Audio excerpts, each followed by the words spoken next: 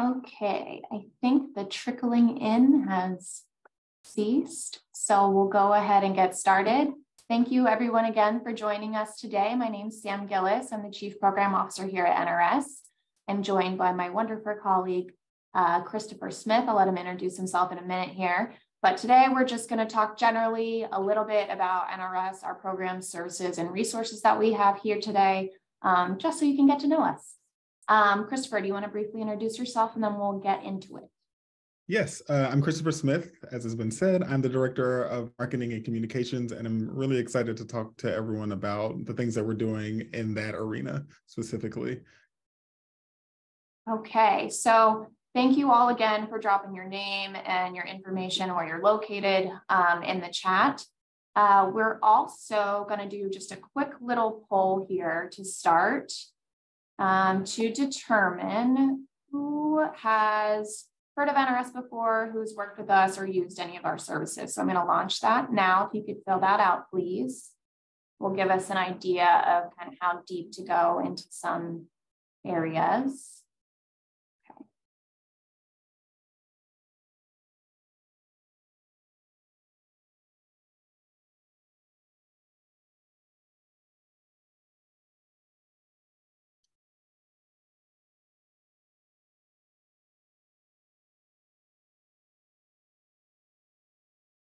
Like another couple seconds here.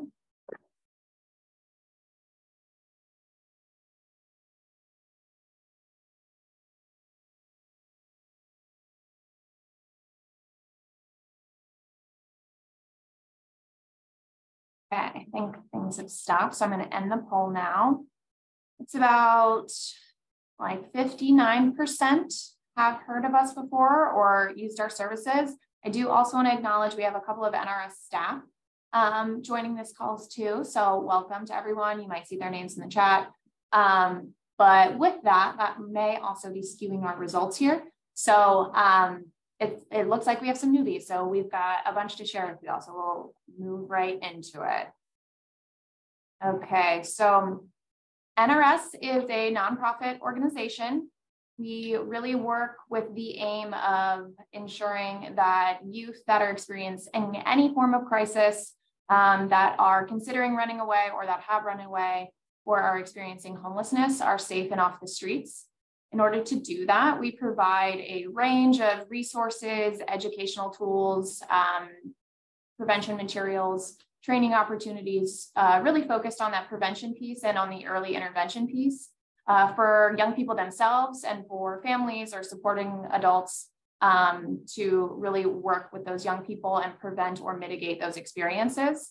And also doing so, we lead a national awareness campaign called National Runaway Prevention Month each November. Christopher is going to talk about that in a little bit. But we're going to go through the programs and services that we have here across the spectrum of the organization, but really focusing in on to one of our biggest programs, and that is our hotline. So that is we operate the federally designated national communication system for young people, 12 to 21, who are experiencing crisis, have run away, or experiencing homelessness. And we do that in a partnership with BISB. We actually have a 3-year cooperative agreement to stand up that national communication system in the form of a phone-based hotline and a wealth of digital-based services. And whether that is through connections to our hotline or connections through our online resources, we support around 125,000 connections each year. See a couple more folks joining. So when you do, if you could please drop your name, your organization, and where you are in the chat.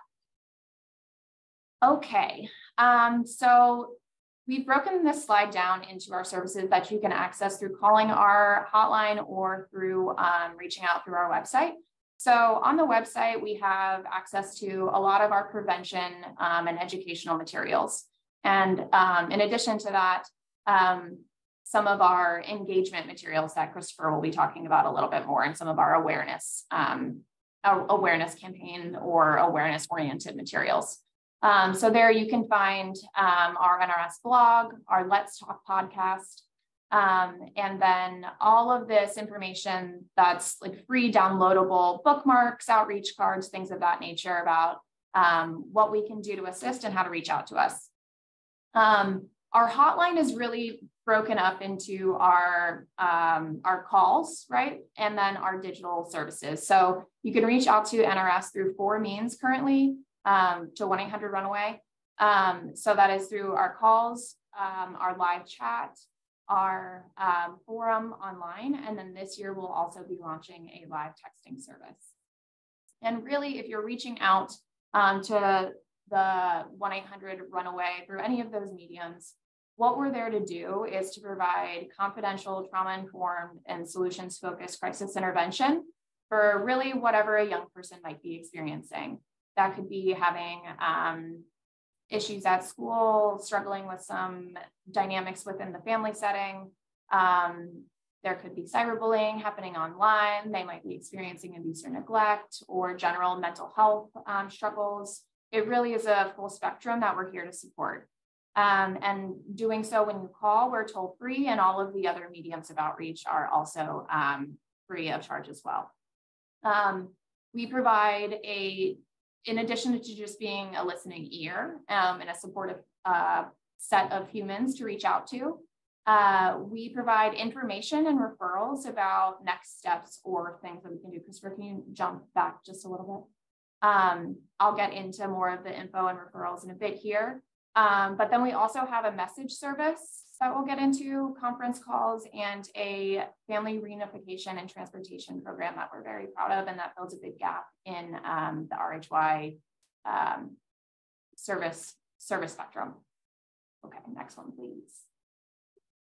Okay, so we have a database of approximately 7,000 agencies and services that really provide not wraparound services, but can really fill a bunch of different needs depending on what your needs are. So we really like to think of ourselves as kind of like this hub and spoke to all of you that are doing the direct services on the ground. So when you reach out, we can provide that intermediate support and get connected to more longer term supports. So letting people in. Some of the services that we can refer to are shelters, TLPs, maternity group homes, street outreach programs. We have a list of food banks, McKinney-Vento liaison, legal resources, mental health, substance use treatment. We have relationships with all of the child protection, CPS, DCFS hotlines, and other crisis hotlines should they be a better fit for the situation at hand. Really how it works is you call in, can you jump to the next one, Christopher? In any of our contacts, we really follow a crisis intervention model that is comprised of the approaches that you see here. So trauma-informed care, harm reduction, positive youth development, and solutions-focused brief therapy to really determine, kind of build rapport with the young person, explore their facts and feelings, determine what's going on, focus in on the main issues, start exploring some options, and then establish a plan of action and closure for kind of our part of the situation, depending on what that situation is. And as many of you know and work with young people directly, this is not always a linear process. We might jump around a bit, but really our aim is to develop rapport and move towards focusing in on what we need to handle immediately, what are some of the short-term options we can work through, and then some of our long-term options, and develop a plan for moving forward. So we do that across the spectrum of the types of calls that we get. And then we can hone in a little bit depending on the need at hand, and then expand some of our services to involve other persons. So I will get into that now. Next one, Christopher. Okay, so we have a message service that is accessible only by contacting our hotline, so placing a call at this point in time. This program is super useful because, as you all may know, young people, when they are when they've left home, they might not be really ready to have a conversation with that loved one in their life that they're struggling with talking to. So it's a preferred service a lot of times because it provides that indirect way for youth to communicate with family when they're away from home, or to let them know that they're just simply safe and not to worry. And we often see it as a great stepping stone into direct contact, even if direct contact really isn't necessarily the goal just yet. So how it works is one of our staff persons or one of our, we've got staff working 24/7, if I had not mentioned that. What they would do is take a message from the young person, and then as a third party, we would call out and deliver that message to the loved one. A family member or loved one then can also return that process in kind and leave a message for the young person. But the only subtle difference there is that we don't call out to the young person to deliver the message directly. This is just for safety purposes. Circumstances can change quickly. But what we can do is when a young person is leaving their message, to instruct them to call back in at any time to see if a message is up for them. And like I said, this is often an initial indirect kind of first step for a young person towards communication and potential reconciliation with their family. And our hope is that this could lead to that more direct next step. Next slide, please, Christopher.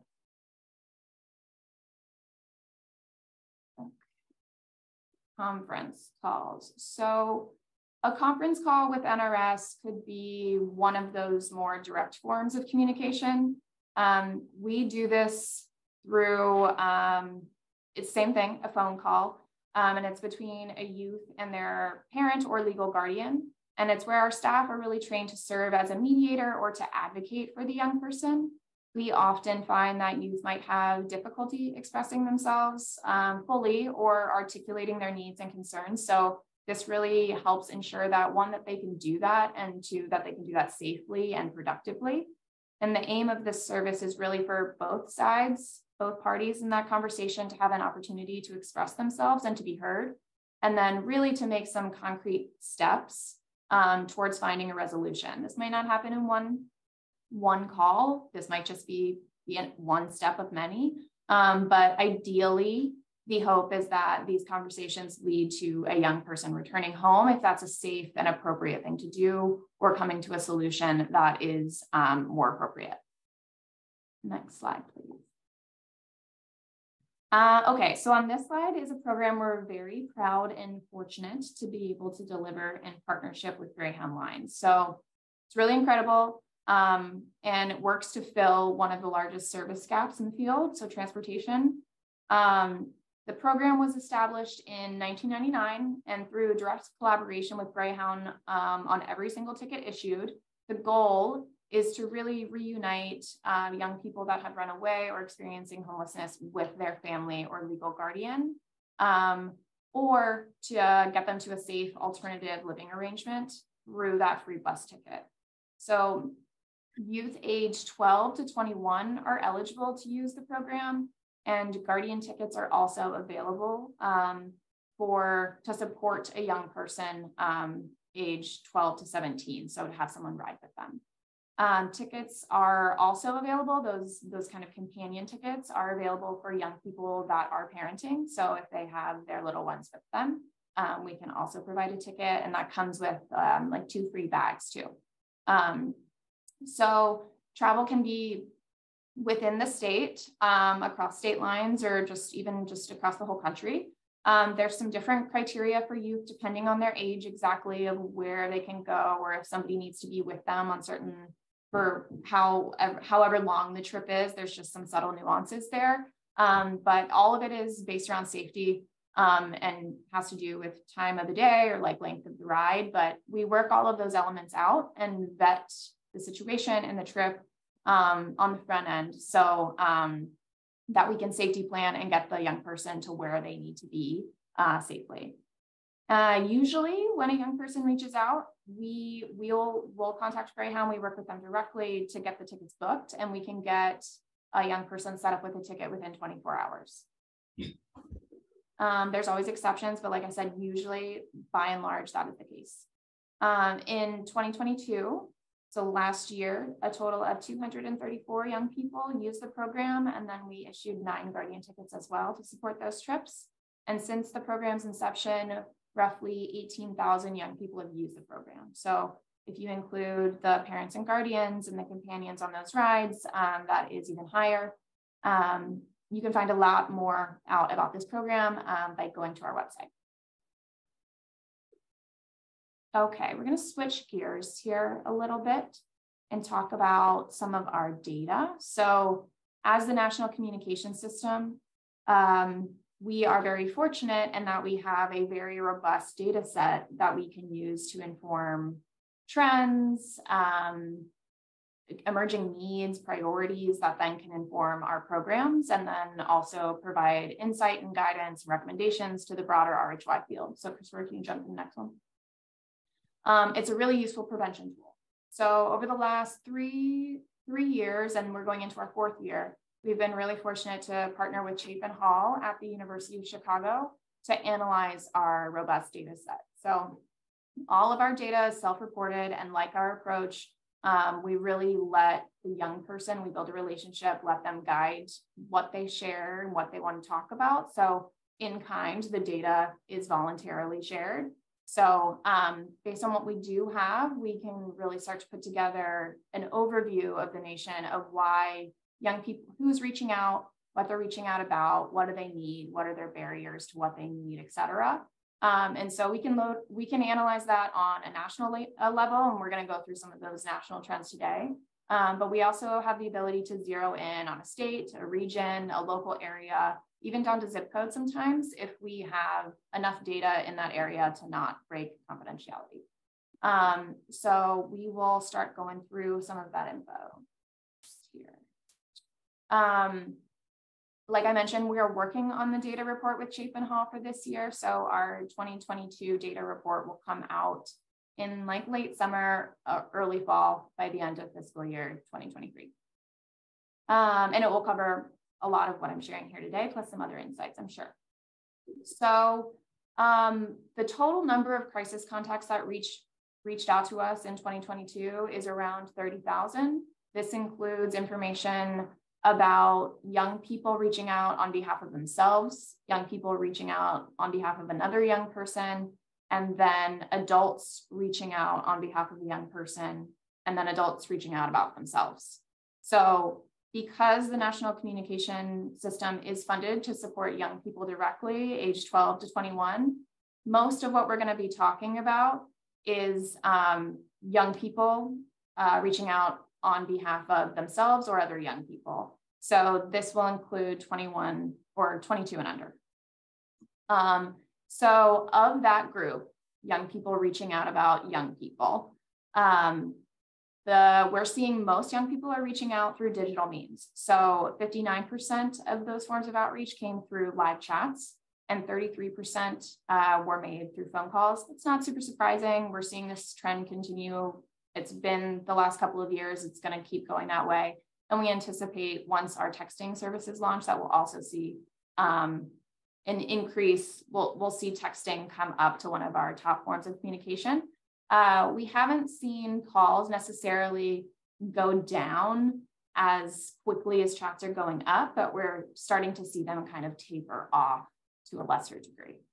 And then you can see here that emails is also a form of outreach that we have at 4%, and 4% of contacts that are reaching out for support also do so through our online forum. Our forum is really like kind of, you know, how you think about an old school forum. We've got questions and sections, and young people can respond to a thread or pose their own question about what they're going through. And our team of crisis staff and volunteers will respond to those questions. The map that you see here is really just a breakdown of where young people are reaching out from. The darker the green, the more contacts. A lot of these states, the top 5 are usually the bigger states, with the major urban cities, most populated. The usual suspects is usually what I call them. And then we're based in Illinois. So that is also, we always have a lot of contacts in Illinois, in the Chicago area in particular. But what's really interesting and important to share about this map is it's changed pretty dynamically over time, really having historically the coast's mostly populated and those bigger states, most populous states, but we're starting to see kind of the darker green like encroach towards the center into the areas where we historically hadn't had a lot of outreach. And so that's just really speaking to our outreach and awareness programs, our social media, really getting the word out there across the country into different communities, whether they're urban, rural, suburban, to just make sure that folks know about us and know how to reach out to us when they need something. Next one, please.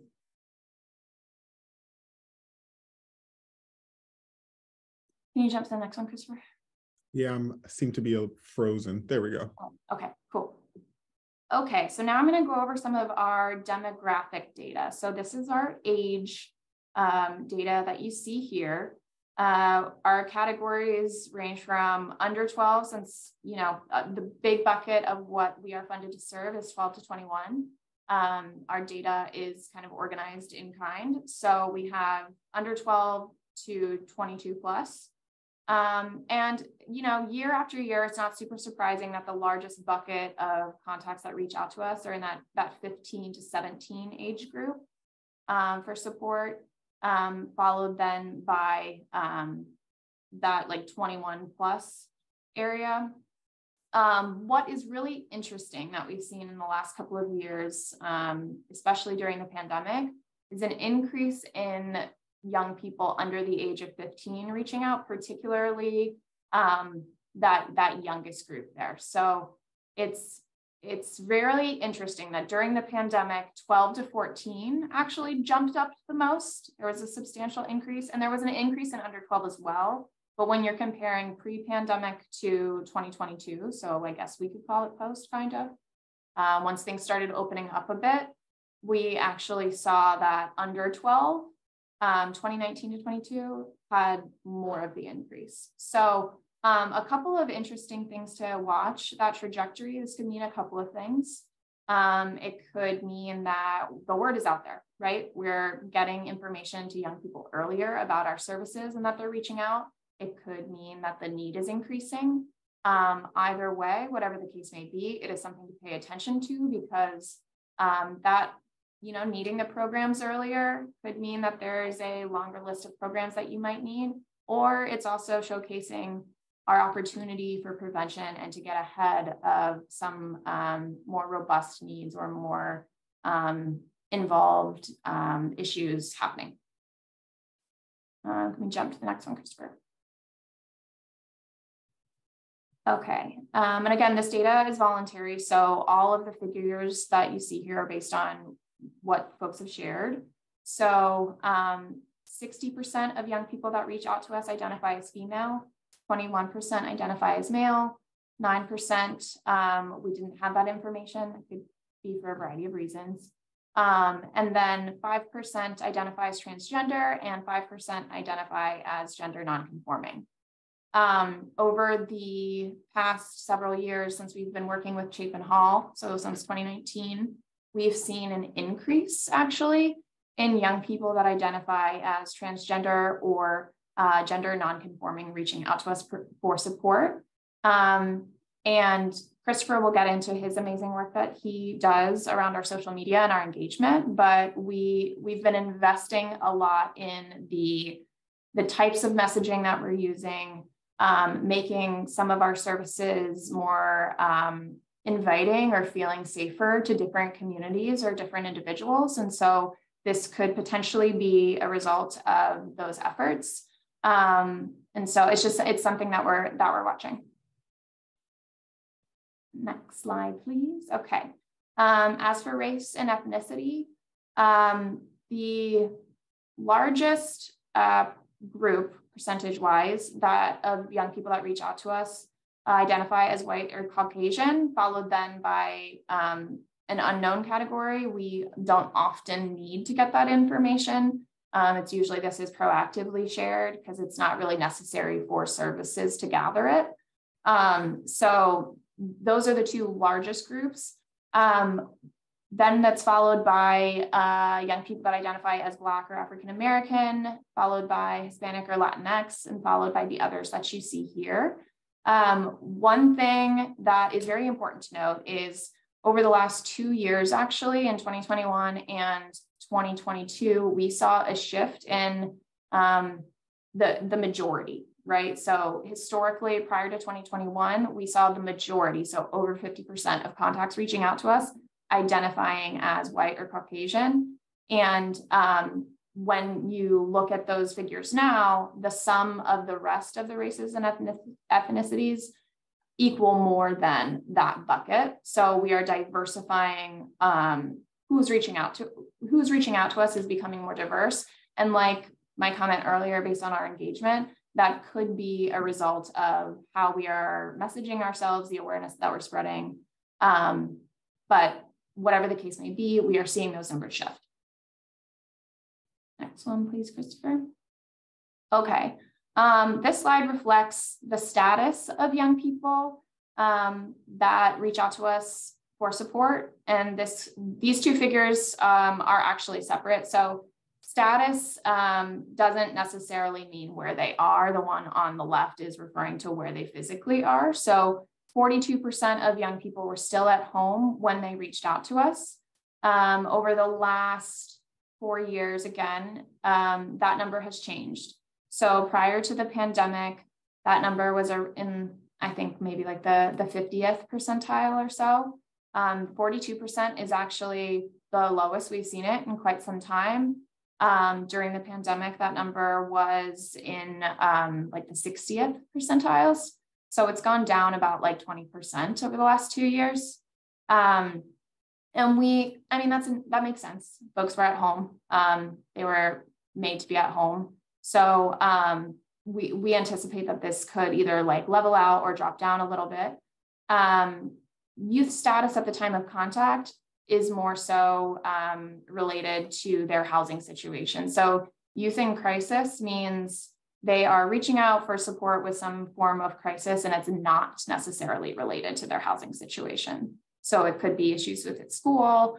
Contemplating running means that they are reaching out because their housing situation could become tenuous. They are considering leaving. Runaway means they've left home. Homeless means they've experiencing homelessness currently. And then suspected missing and asked to leave, also intuitive.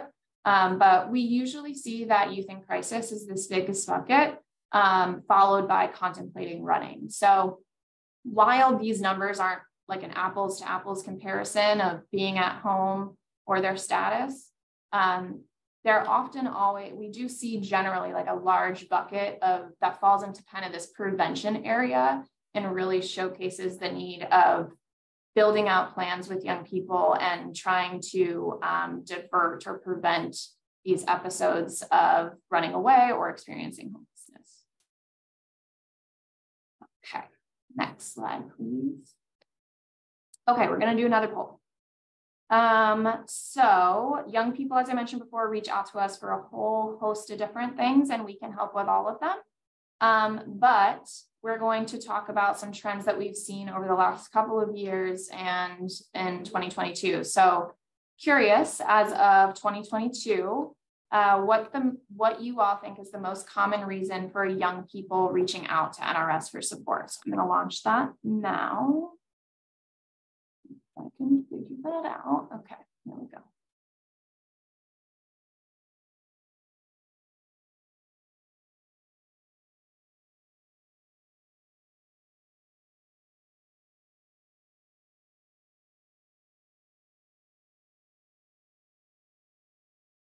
Give it another like 30 seconds here.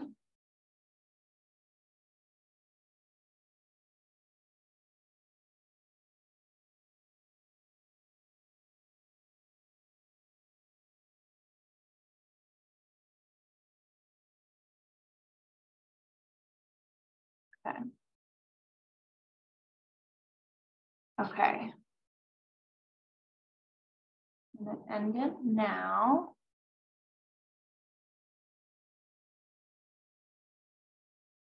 Okay. So it looks like 72% of folks think family issues, 24% say mental health, 3% say abuse. And The class is correct.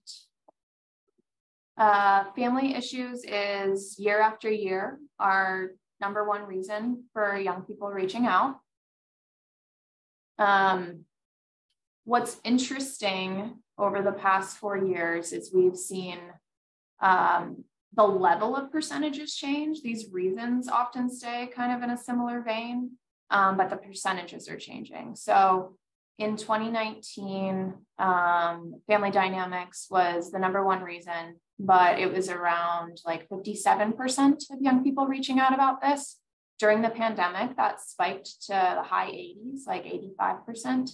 And now in 2022, it's back down to 49%. That's still that's half of young people reaching out to us are having some issue going on at home that they want assistance with. Emotional and verbal abuse also usually remains in our second spot, and coincides often with a lot of those problems. Mental health has actually risen during the pandemic into the top 3. Prior to the pandemic, it was not within our top 3 for decades. So that's something that we've shifted our approach to focusing heavily on, and continue to do so. It's dropped down here a little bit in terms, again, of like the overall percentage. We're seeing them kind of like level out as options and integrating into the world again are leveling out. But it is still up in the 3rd spot. This year, for the first time, economics actually has reached into our top 5. This is often peer and social issues, but that's not at the top of the list anymore. So economics is new over the last several years for sure. I would say at least the last 5. And then physical abuse and assault is often right there in the 5th spot at 11%. So mental health, I'm just gonna share a little bit more about that. I don't have a slide for it at the moment, but often this takes on a range of forms and needs, as you can imagine. Around like 50% of folks are within that bucket, are citing just kind of like generalized depression type symptoms, feeling overwhelmed, feeling sad, feeling anxious. And then we have around, I would say closer to like 40% to not really specifying the issue, but just kind of having general mental health concerns. But super concerning within that too is about 25% actually of young people that are citing a mental health issue are citing suicidality, whether that's thoughts, intentions of harming themselves or being actively suicidal. That's 25%. So, and then I would say, I think it's like 9% or so have had a past attempt, and many have cited harming themselves. So we are taking a heavy focus on investing more in our training and our response to deal with issues that are that severe. And that continues to rise. Okay, I'm going to switch gears. I think this is Christopher's time to take over. Am I right here, Christopher? Yeah, correct. I'm going to take some time to talk about digital media as well as the outreach and prevention aspect of our work. So before we do that, I'm going to hit you guys with another poll because I don't want you to get too relaxed. I want to keep you on the edge of your seats. So this poll is going to be about how young people are actually learning about NRS and our services. So Sam is going to launch a poll just asking how you think young people are actually reaching out to us. And just a little hint, earlier in the presentation, we did point out that 59% of people are reaching out to us, their crisis contacts are through our chat service.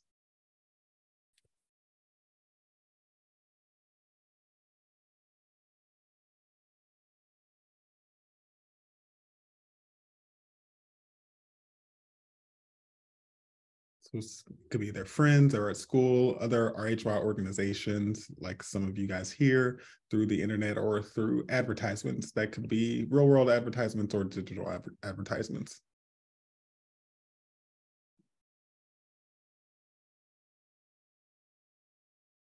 Give it just a few more seconds, see if we can get a few more votes in.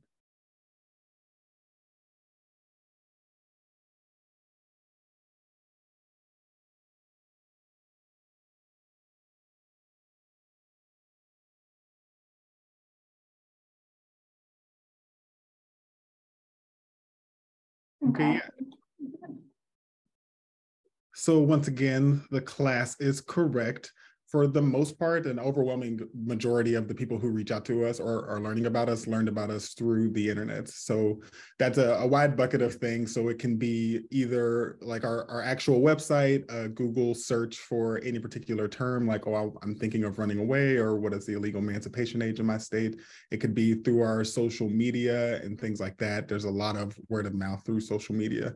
And because of this really helps inform the way that we kind of decide how we're going to meet young people where they are.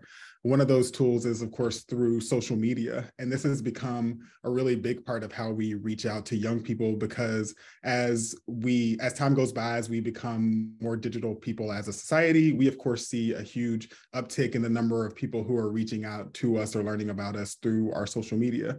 So our messaging, of course, as we try to talk to young people directly through social media, shifts. So yes, we will talk about things that are going on in the real world on our social media, like World Mental Health Day, suicide prevention, different types of prevention and awareness months like Teen Dating Violence Awareness Month, and other important topics like Human Trafficking Awareness Month.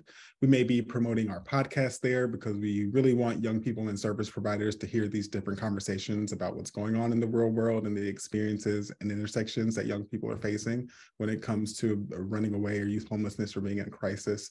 But we also sometimes just try to talk to them in a way that resonates. So just telling a young person like, hey, if you're not ready to actually talk to someone or to engage in a chat, we have other resources that are available for you to see what other people who may share your experience or be in a similar situation may be talking about. So our forum has been around for years and is so full of really great information that has a great search bar at the top to where you can type in specific keywords, whether it's your state or something that's happening to you, and then you can see what other people are talking about.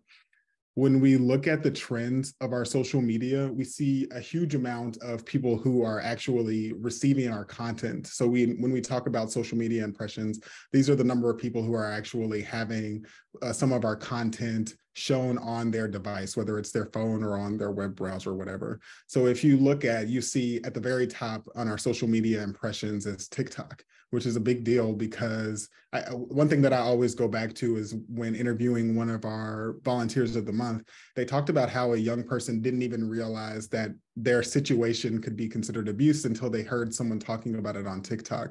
So we're seeing more and more that people are talking about these really important topics and that youth are going to those places to find information. So it becomes really important for us to make sure that we're also filling that space, to make sure that we're there to make sure that the facts are being given, or to make sure that young people know what resources are available, or if there's an important opportunity for education with service providers, that they can also have that information coming through their social media feeds as another way to make sure that they're tuned in.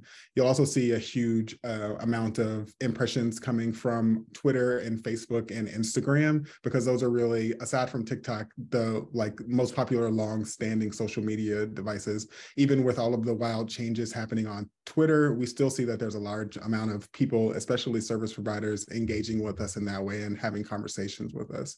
But we definitely want to make it a point as a part of our prevention efforts to, like I mentioned earlier, just make sure that we're in that space talking with young people or service providers, even if it's just like responding to a video that they posted and making sure that the correct information is out there, or just showing the joyous side of the work that we do and how we're able to help people and how we participate in different awareness months, like I mentioned before. I also like to point out that even though we don't have a lot of new posts coming into our forum, there's still a huge amount of people that are going to the forum just to learn about what other people are talking about. I think I mentioned earlier, like the idea of figuring out what the emancipation age is in your state. If you just search emancipation in your state name, you usually get information. And that's just one example that comes to the top of my head, because one of the most popular forums is the one talking about legal issues, even over family issues or relationships, because yes, young people do want to know what other people are going through, but they also want answers. They want to know the facts and how the real world works. So it's a great place for you to come and get information without, again, having to engage with one of our crisis services supervisor. But it's also great to know that that forum is not, it's a public forum. but it's very heavily moderated. We make sure that the people that are responding to the topics are crisis services supervisors so that the answers are thoughtful and still non-judgmental and non-directive like the rest of our services, and that they're factual, and that if the facts aren't available to us in that moment, we can come back and make sure that it's provided or correct anything that needs to be corrected in time. When we get into social media specifics is we did a Let's Step Forward Together campaign in 2022, where we really try to focus on imagery and wording that will more deeply resonate with young people, and making sure that we're targeting them in the places where they are. So that, of course, is TikTok and Snapchat. So like, we don't even have an actual National Runaway Snapchat account, but we do serve ads on Snapchat because they deliver a lot of traffic back to our website. So in 2022, I believe that's what this number is. We had over 1.2 million impressions just from this particular campaign. And that resulted to about 13 different clicks or swipes that led people directly to our website. And we did notice that also for the most part, these were females or people who identified as female, aged 13 to 17. And of course, you can also see the top 3 states. Not surprising, like Sam mentioned earlier, a lot of these big marketplaces often it's like bring us lots of traffic because the word of mouth there is stronger. Now, I'm going to pass it back to Sam so that we can just touch on one of our biggest and one of the things that we're most proud of is our Youth Advisory Board. Yeah, thanks, Christopher.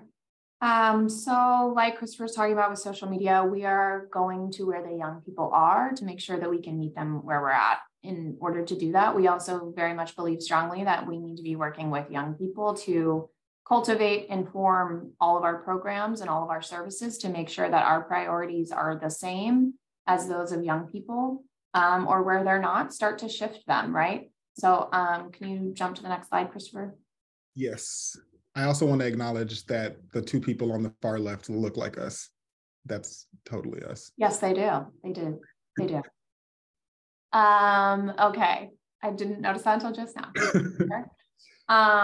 Okay, so as I was saying, we work really closely with our Youth Advisory Board to make sure that the priorities of NRS are what they should be for young people, and that then from those priorities, our approach and our programs and our responses are all appropriate and in line with those things.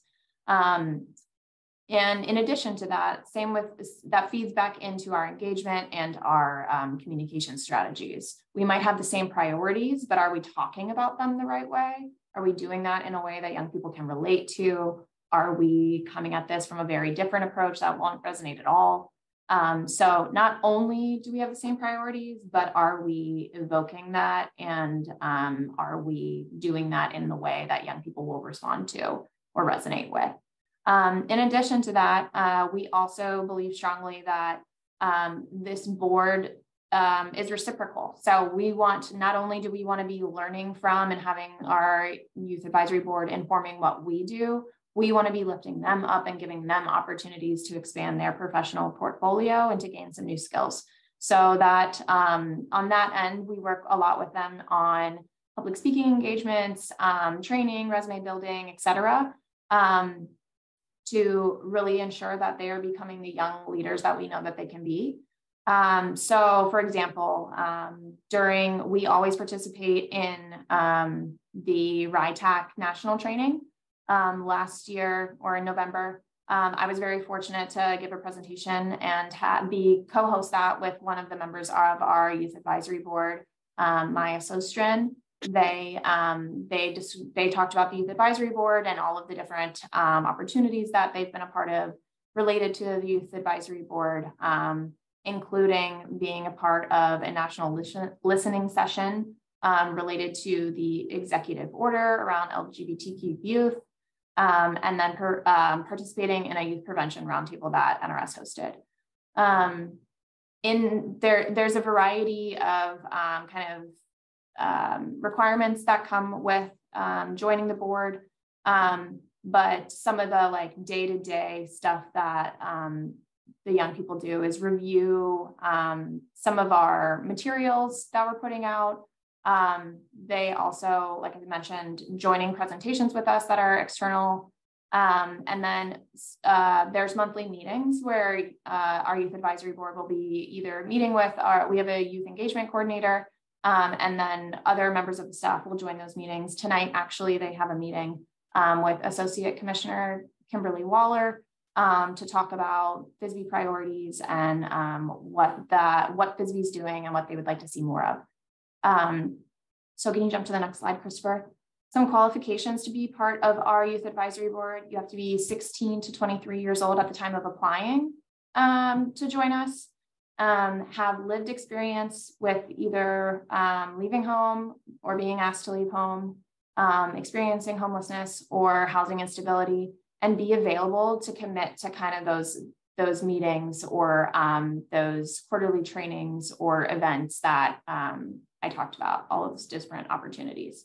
If you are a young person or you work with a young person or know a young person that might be a good fit for an opportunity like this, we are always looking for new folks. So the link to check out a little bit more about the Youth Advisory Board or apply or to just reach out with some questions is on our website under Youth Advisory Board. Next slide, please. And then Christopher, I think this is back to you. Yeah, this is one of my favorite parts of my job is the prevention and education portion. I think I mentioned I would talk about this earlier. So jumping right in, of course, the biggest thing that we do every year is National Runaway Prevention Month, which is a whole month where we really focus on like making sure that we're partnering with organizations across the nation to help spread the word, not just about NRS, of course, but about all of the things that these young people are facing and what we can do as a field to bring more awareness and to get more prevention work out there. So with National Runaway Prevention Month, we basically ask different organizations across the country to join as a partner. And as a partner, we just work together to tackle a lot of issues through social media and digital media and in-person events. So for example, some of the education that we do in the public comes through a social media blast where we're just literally blasting out that it's National Runaway Prevention Month. That usually coincides with an education week where we spend every day of that week tackling different topics and putting out facts on our social media account. We also have a National Resource Day where we make sure to partner to spotlight partners and different resources that are really important and really helpful. There's also a Twitter chat where it's exactly that. We have some questions that we share out with our partners in advance, and we really use it as an opportunity to help people share exactly what they're doing through their own organizations and how they address the same issues that we're facing. The Twitter chat ends up being one of the most useful resources throughout in our National Runaway Prevention Month, and we actually see a huge amount of traffic coming from other organizations participating. So it really is a really great opportunity to see other organizations working in that space and to make those connections. On the more fun side, we do a Wear Green Day, which is just where we ask people to dress up in green. And I say dress up, just meaning literally wearing green. Hey, I'm wearing green today. It's a coincidence. And we also ask them to like dress their pets up in green, to paint their fingernails, whatever it is that you can do to help just bring awareness to the cause. We have an event called Light the Night, which this month we're actually expanding to be a month-long event where it's all about just having events in the spirit of Runaway Prevention Month. And then for the another part of the educational component is a Lunch and Learn series. So every year we do, I think, 3 different webinars. It may actually be 2 webinars and then a training about whatever topics that we decide that are most pertinent that year. So through National Runaway Prevention Month, we also offer a youth ambassador program, which is different from the Youth Advisory Board.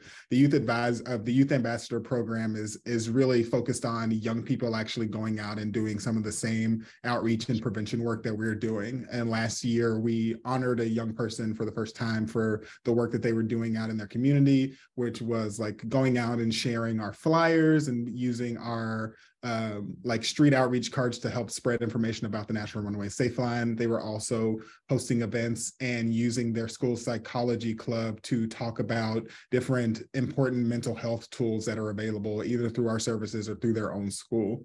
So we really want to kind of build on this youth ambassador program to get more young people involved, because the word of mouth aspect of people learning about us, I think as much as we love that we have people coming in from online and seeing our social media and stuff, like having young people just talk about those things, or saying like, oh, if you're going through this, you can actually reach out to the National Runaway Safeline, is another place where we want to make sure that, we're own, and we want other organizations to have that same ability, is to like have young people that are actually talking about the programs and services that they offer. I'm going to give everyone just a little bit of a look into what National Runaway Prevention Month was like last year. This is just a highlight reel video that's available on our YouTube page. I hope you can hear it also. Let's see if technology is going to play nice today.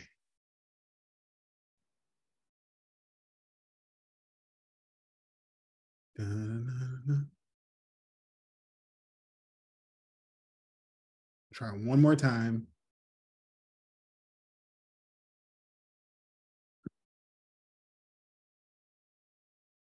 My like absolute favorite thing is when you do something and then when it's like, and it works fine, and then when the time comes, it's like, no, you're actually okay. Okay, yeah, it works. Here we go.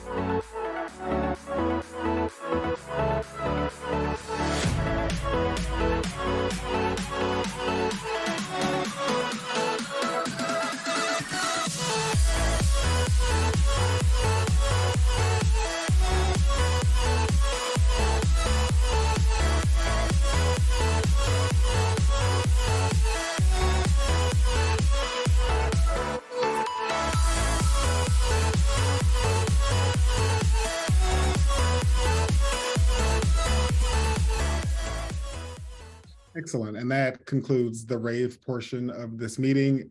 Kudos to everyone who danced just now. Thank you for brightening everything up.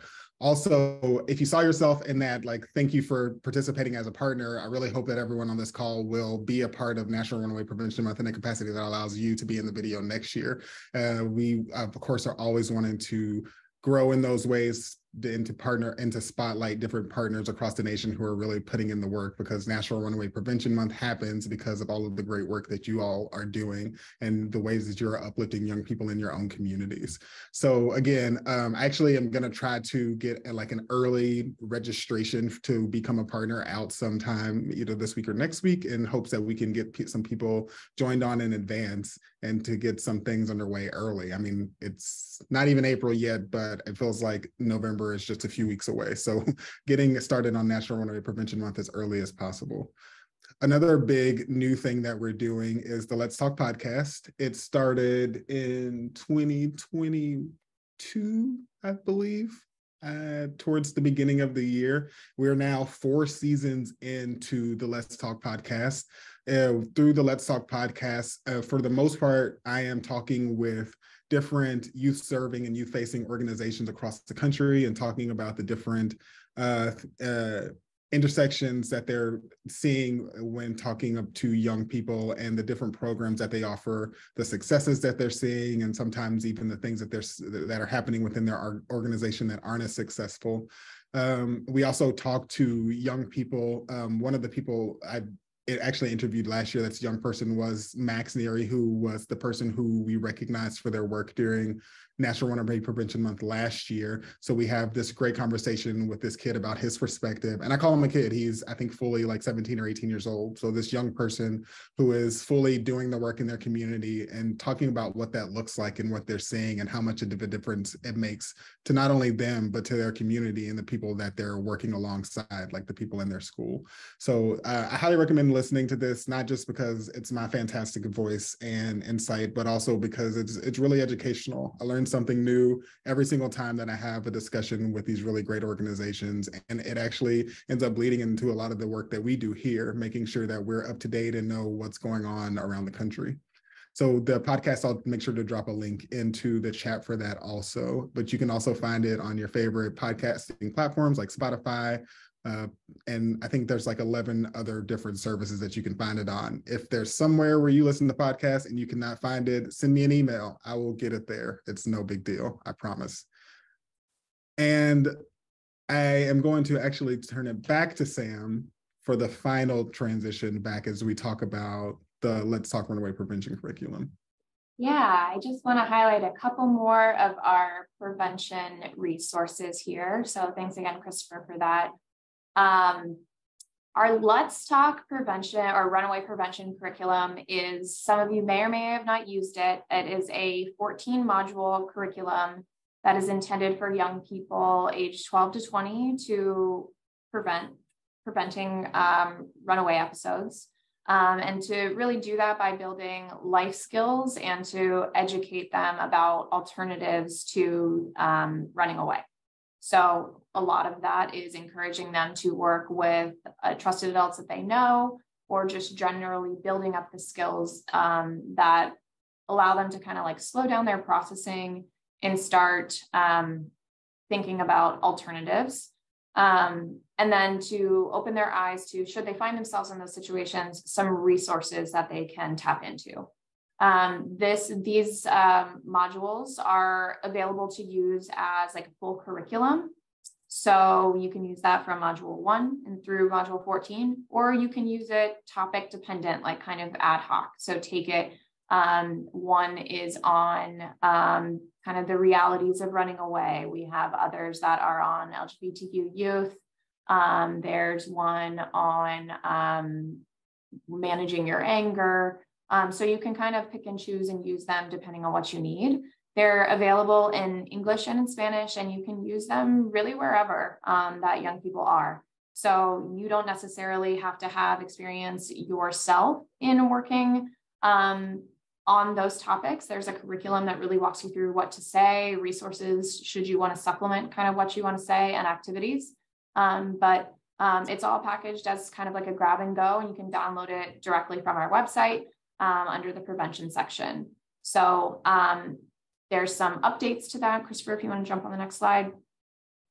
This fiscal year, we're working to expand that curriculum a bit. So I mentioned that there are currently 14 modules. We're taking that to 16. So we're creating 2 new ones, one specifically focused on mental health that I'm really excited about. It's looking very good. We are also working on one that is focused on human trafficking and exploitation. And then we currently have one that is focused on internet safety. And back in the time when it was created, it made a lot more sense to do some kind of generalized like internet safety stuff, but internet's been around for a bit. And so we are shifting that now to be focusing more on navigating social media and safety there, and just kind of like generalized online tips and tricks for protecting yourself and to just staying generally safe. And then last year we kind of did this general, more cosmetic and general like basic updates to language throughout the Let's Talk curriculum. The current version we've been calling Let's Talk 1.5, and this graphic that you see here reflects 1.5. Once we are finished with these updates, that's going to be our 2.0 version. It's going to look very, very similar, but just incorporate that new information that I mentioned. And then we are going to create a youth workbook to kind of go along with the curriculum. So really what that's going to be is pulling out a lot of the activities that are module to module so that they're housed in one place, so you can download. You'll have the trainer, their facilitator will have their curriculum, and then there will be a separate workbook that can be handed out to the young people instead of pulling them out piece by piece. And they'll all be available in English and in Spanish. Okay. In addition, we're having a brand new service come out, or a new program. Our crisis prevention training is currently in the works. So what that is going to be is really taking our, I don't think I mentioned it before, but our staff and volunteers that work at NRS go through a pretty rigorous training curriculum before they get on the lines and are communicating with young people. It's about 40 hours and then some additional hands-on training around our systems and kind of shadowing existing members. So really taking that robust training, 40+ hours, and truncating it down into an 8-hour crisis prevention training that's really focused on our model and how we work and how we engage with young people, and taking that approach and shifting it outward and making it available for RHY providers or really any youth serving professional. Really focused a lot around what is a crisis, how do I navigate communicating with a young person in crisis, and then using this model to get to establish rapport and to establish a plan of action. It is going to include a pilot testing phase with a group of providers to give us feedback and really round out the evaluation of that before it is released. And we are going to have that available to the broader network of folks beginning in October 2023. So stay tuned for that. And then this is just a link here to some of our existing education and outreach materials. Again, that's going to be on our website, 1-800-runaway.org, under the prevention and education section. These are our street outreach cards. Bookmarks are the most popular, so you can download any of those at any time. And I think our home free flyers are in there too. Yes, they are. Okay. And then there's the order form if you would like us to send you any of those hard copies. And then next slide. And then I know we have a mix of folks on the line that are either FISBE grantees, and some of you may not be. But our referral database includes FISBE grantees and then other organizations as well that serve young people. So I'm mentioning that is that our referral database is quite large. So you may be listed with us. You may want to check and make sure that your contact information is updated, and that the criteria or eligibility for your programs is current, or number of beds or what have you.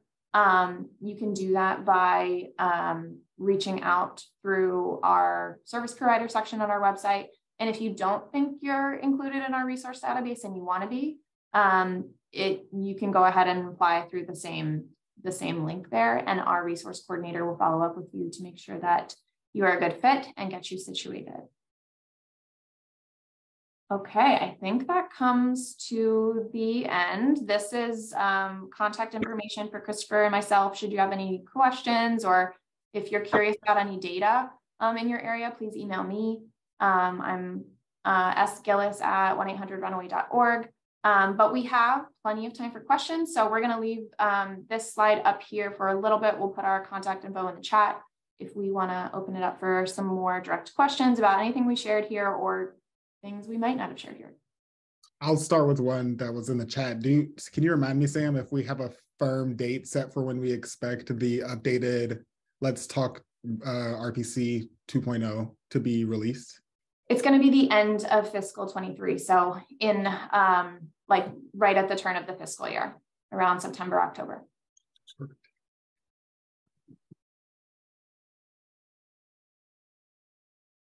I don't know. I was not paying attention to the chat, so I don't know if there were other questions. That was the only one that I saw. Okay. You can also feel free, if you don't want to come on the microphone, to drop any questions in the chat.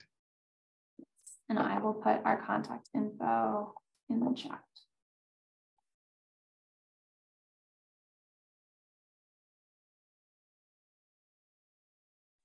Hi, how are you guys today? Thanks so much for your presentation. My name's Patrice. I'm a victim specialist with the FBI here in Chicago. And I am just curious, I know your age parameters are 12 to 21. Are you at all flexible on the high end with your ability to provide services? Great question. Thanks for asking, Patrice. And awesome that you're local. Anyone can reach out to us for support. It can be a young person that is under the age of 12. It can be an individual that is over the age of 21.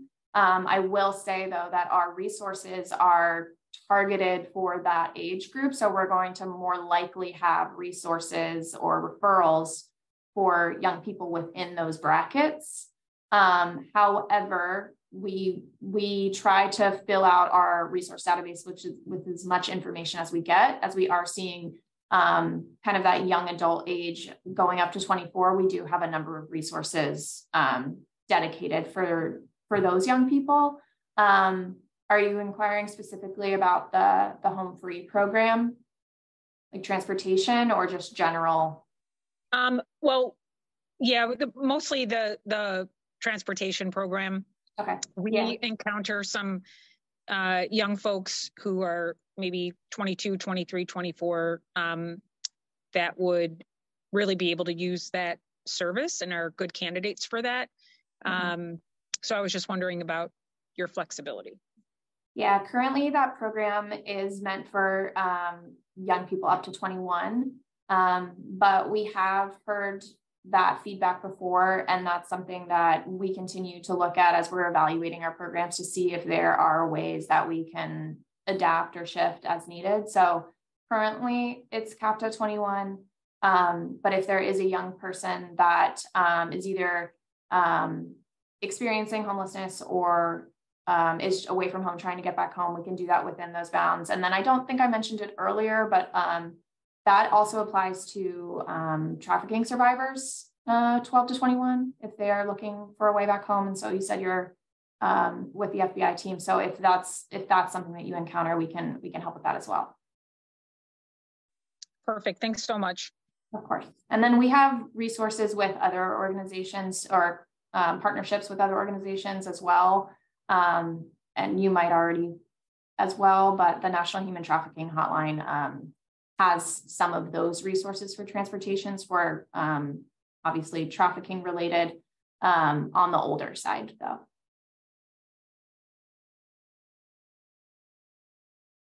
We have any other questions?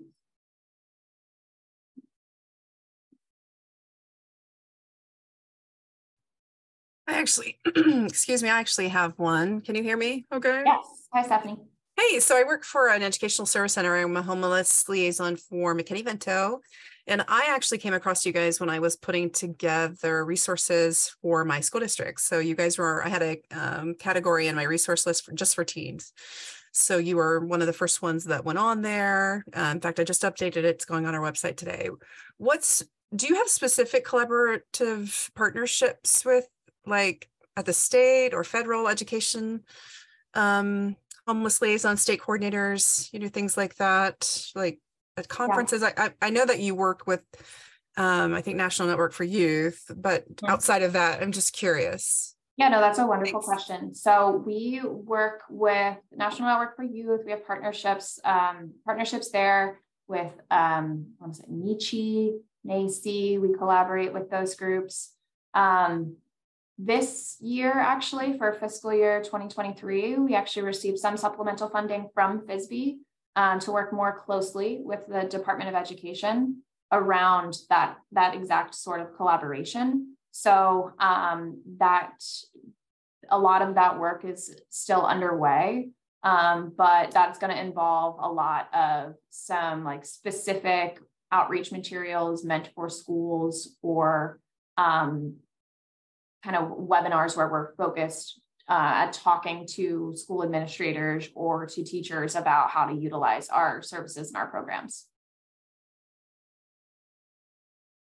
Yeah, because I'm going to share this information with my homeless liaisons, because it's such a tool for their, not just unaccompanied minors, but their youth in general, their school districts. And I just don't know that a lot of them know about, especially the texting, the ability to chat if they're in crisis, and that most of your interactions are with family because of family dynamics, and especially I work with rural school districts. Mm-hmm. So there's not a lot of resources, that they could maybe go to physically. So to have that ability to connect through their cell phone or internet is really strategic for our area. Thanks. Yeah, for sure. I really appreciate that. Thank you. Any other questions? We've got like 15 minutes.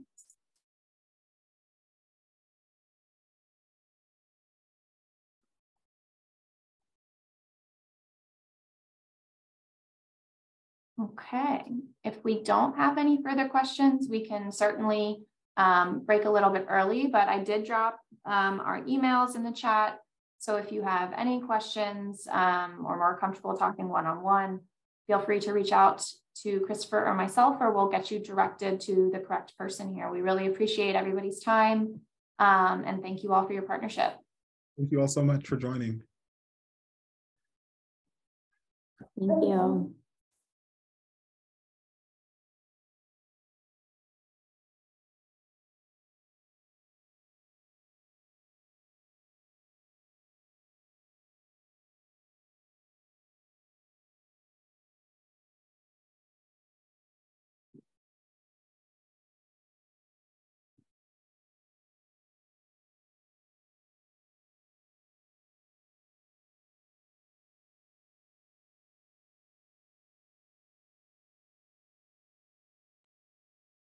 Thanks again, everyone.